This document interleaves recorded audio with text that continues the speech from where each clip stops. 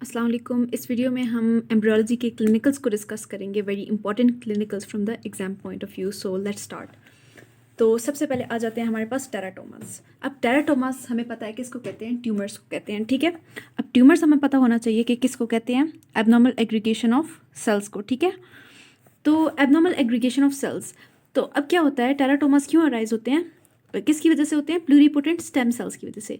अब pluripotent stem sales क्या हैं, वो सेल्स जो कि which have the capability to form other type of structures. मिसाल के तौर पे वो हर किस्म की स्ट्रक्चर बना सकते हैं, चाहे वो आपके हेयर हो, स्किन हो, डिफरेंट ऑर्गन्स, ठीक है। तो वो कौन से सेल्स होते हैं, आपके प्लूरीपोटेंट स्टेम सेल्स होते हैं। तो टेराटोमास आर ट्यूमर्स या abnormal aggregation of cells that occur due to pluripotent stem cells की डिस्ट्रप्शन, ठीक है। जब प्लूरीपोटेंट स्टेम सेल्स अपना, क्या होता है, आपकी बॉडी बन रही होती है, तो ये नॉर्मली आपके हेयर, आईज, नोज, सारा कुछ बना रहे होते हैं, ठीक है। लेकिन उनकी अगर डिस्ट्रप्शन हो जाए तो वो अपने नॉर्मल पाथ को फॉलो नहीं करेंगे और ट्यूमर्स अराइज हो जाएंगे, ठीक है।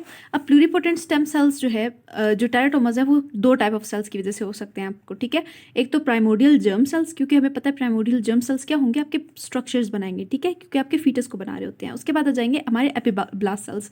जो एपीब्लास्ट सेल्स होते हैं, हमें पता है कि वो प्रिकर्सर होते हैं डिफरेंट लेयर्स के, तीनों लेयर्स के। तो इसका एपीब्लास्ट सेल्स ही आपकी क्या बना रहे होते हैं, mesoderm and endoderm and all that ना।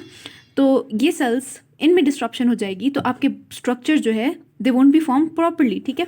जो दो इंपॉर्टेंट टेराटोमास है आपके लिए from the OSPE point of view, वो है एक ओरोफिरिंजियल टेराटोमा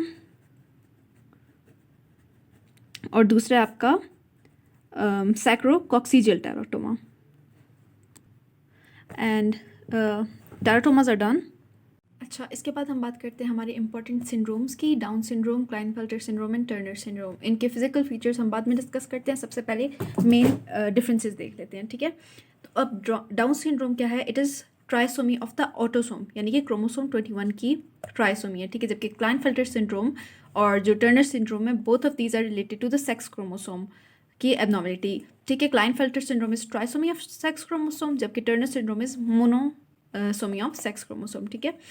तो अब जो क्लाइनफेल्टर सिंड्रोम है, it is male specific, as we can see that there is a Y in hair.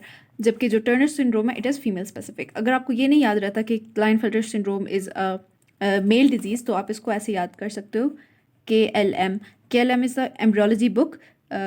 तो KL would be from here, यानी कि क्लाइनफेल्टर सिंड्रोम से, एंड M फॉर मेल, ठीक है। तो इसका मतलब कि Klinefelter syndrome is a male dominant, यानी कि मेल में ही होता है, ठीक है। अब क्या होता है कि Down syndrome and Turner syndrome, इन दोनों टाइप ऑफ सिंड्रोम में आपकी इंटेलेक्चुअल डिसेबिलिटी पाई जाएगी, ठीक है। लेकिन क्लाइनफेल्टर सिंड्रोम में, यानी कि जो मेल वाला सिंड्रोम है, उसमें ज़रूरी नहीं है कि इंटेलेक्चुअल डिसेबिलिटी हो।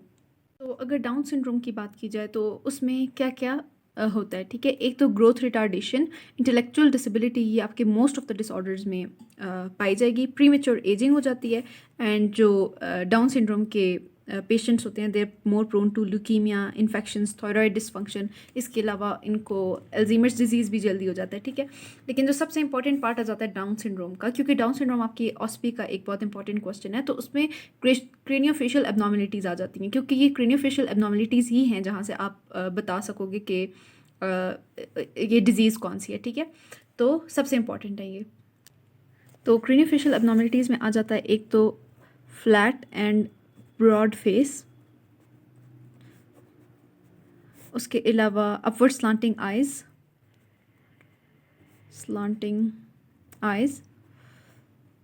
इसके अलावा जाएगी हम आपकी लार्ज प्रोट्रूडिंग टंग। ये सारी जब आप देख रहे होगे तो आप ओके उसके बाद आ जाएगा आपकी एपिकेंथिक फोल्ड्स। ओके, सो इसके अलावा यहाँ पे लिखा होगा ना, ओब्लिक पल्पेब्रल फिशर्स। अब पल्पेब्रल फिशर्स क्या होते हैं कि जो आपकी आई लिड्स के दरमियान का गैप होता है, उनको पल्पेब्रल फिशर्स कहते हैं, ठीक है। और इसके अलावा एक और इम्पॉर्टेंट पार्ट क्या हो जाता है कि डाउन सिंड्रोम में एक ब्रॉड पाम होगा और उसके अंदर एक सिंगल क्रीज आपको नजर आएगी, जिसको हम सीमियन क्रीज कहते हैं, और वो किसका कैरेक्टरिस्टिक है, डाउन सिंड्रोम का। उसके बाद अगर बात करें हम क्लाइनफेल्टर सिंड्रोम की, तो क्लाइनफेल्टर सिंड्रोम में एक तो क्या होता है, हाइलाइनाइजेशन ऑफ द सेमिनिफेरस ट्यूब्यूल्स, यानी कि जो सेमिनिफेरस ट्यूब्यूल्स हैं उनकी हार्डनिंग हो जाती है। एंड गैनाकोमेस्टिया, अब गैनाकोमेस्टिया क्या है, it is the breast development, जो कि क्लाइनफेल्टर सिंड्रोम में डेवलप होगी मेल में। किस वजह से, क्योंकि उनमें एक्स क्रोमोसोम पाया गया है, यानी कि XX क्रोमोसोम XX पाया गया है। अब बात करते हैं टर्नर सिंड्रोम की। अब टर्नर सिंड्रोम में क्या क्या सिम्टम्स होते हैं? एक तो शॉर्ट स्टेचर होगा बेबी का, ठीक है, या फिर बच्ची का, जितनी भी एज उसकी, ठीक है। ओ हाँ, एक और बात कि Turner syndrome is the only monosomy that is compatible with life, ठीक है। तो अब अगर हम देखें तो सबसे इम्पॉर्टेंट फीचर्स क्या क्या आ जाते हैं जो कि हम लोगों को डिस्टिंग्विश करने में हेल्प करेंगे, ठीक है। सबसे पहले आ जाता है वेब नेक। टर्नर सिंड्रोम में क्या होगा? वेब नेक होगा, ठीक है।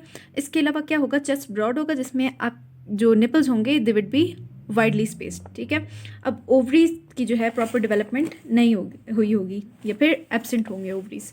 इसके बाद आ जाती है एक और इम्पॉर्टेंट बात जिसको हम कहेंगे जो डिस्टल एक्सट्रीमिटीज़ हैं उसमें लिम्फेडेमा होगा, यानी कि स्वेलिंग होगी। अब इसके हाथ को और पाँव को देखें तो इनमें स्वेलिंग नज़र आ रही है, यानी कि ये लिम्फेडेमा है, ठीक है।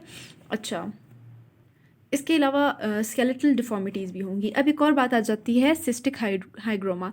अब क्या होता है कि नेक के पीछे एक लूज स्किन होती है जिसको सिस्टिक हाइग्रोमा कहेंगे या फिर फ्लूइड फिल्ड सिस्ट।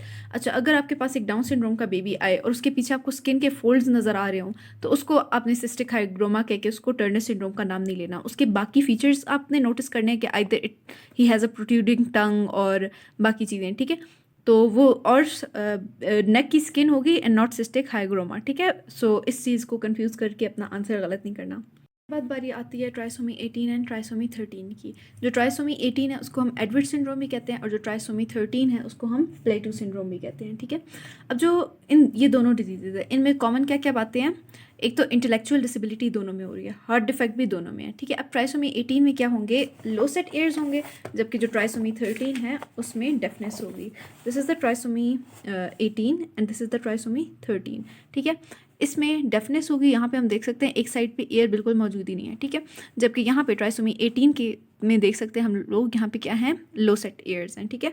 अब इनके डिफरेंट सिम्टम्स की बात करते हैं या फिर फिजिकल फीचर्स की बात करते हैं, ठीक है। सबसे पहले आते हैं हम ट्राइसोमी 18 या फिर एडवर्ड सिंड्रोम पे, ठीक है। तो अब हम लोगों ने हम ये देखते हैं कि यहाँ पे एक स्मॉल जॉ है। स्मॉल जॉ को हम लोग क्या कहते हैं? माइक्रोग्नेथिया कहते हैं, ठीक है। उसके अलावा क्या होगा? इस एडवर्ड सिंड्रोम के बेबी में स्केलेटल मालफॉर्मेशंस होंगी, ठीक है। उसके अलावा हैंड्स और फिंगर्स की फ्लेक्शन होगी, सिंडेक्टिली होगी, यहाँ पे इसकी फिंगर्स जुड़ी हुई होंगी। हैंड्स और फिंगर्स की फ्लेक्शन हम यहाँ पे नोट कर सकते हैं, ठीक है। इसके अलावा इस बेबी को क्या होगा? रीनल एबनॉर्मलिटीज़ होंगी। स्केलेटल सिस्टम की मालफॉर्मेशन में क्या क्या होगा कि जो रेडियस और अल्ना है, यानी कि जो इसका फोर आर्म है, वो फिर या तो वो बिल्कुल एब्सेंट होगा या फिर उसका हाइपोप्लेजिया होगा, ठीक है। उसके बाद हम देखते हैं ट्राइसोमी 13 के बेबी को। जैसे कि हम देख सकते हैं यहाँ पे आइज़ बंद है इसकी या फिर है ही नहीं। ओके, इस बेबी की सबसे इंपॉर्टेंट बात क्या होगी? इन तीनों में से कुछ एक हो सकेगा। माइक्रोफ्थेल्मिया यानी कि स्मॉल आइज़, एनोफ्थेल्मिया यानी कि एब्सेंस ऑफ आइज़, या फिर कोलोबोमा। कोलोबोमा क्या है? It is a congenital defect of eyes involving lens and retina, ठीक है। इसके अलावा इस आइज से भी ज़्यादा इंपॉर्टेंट, अच्छा इस केस में क्या है? एनोफ्थेल्मिया इस बेबी को, ठीक है। क्लेफ्ट लिप होगा यहाँ पे। और सबसे आखिरी बात क्या होगी? यहाँ पे होलोप्रोजन कैफेली होगी। होलोप्रोजन कैफेली का क्या मतलब है? एनकेफेली हमें पता है किसको कहते हैं? ब्रेन को कहते हैं, ठीक है। तो फोर ब्रेन की डेवलपमेंटल प्रॉब्लम होगी। क्या बात हो गई? Can not speak, prolong period of laughter, और उसके अलावा इंटेलेक्चुअल डिसेबिलिटी, ठीक है। अगर माइक्रो डिलीशन हो पैटर्नल क्रोमोसोम पे क्रोमोसोम नंबर 15 पे, तो उसके रिजल्ट में क्या होगा? Prader-Willie syndrome. उसमें भी क्या होगा? आपके इंटेलेक्चुअल डिसेबिलिटी तो होगी। उसके अलावा क्या होगा? हाइपोटोनिया हो जाएगा, the baby will be obese and there will be no descended testes. क्या क्या हो गया? हाइपोगोनेडिज्म, अनडिसेंडेड टेस्टीज, उसके अलावा ओबेसिटी एंड हाइपोटोनिया हो जाएगा इस सिंड्रोम में, ठीक है।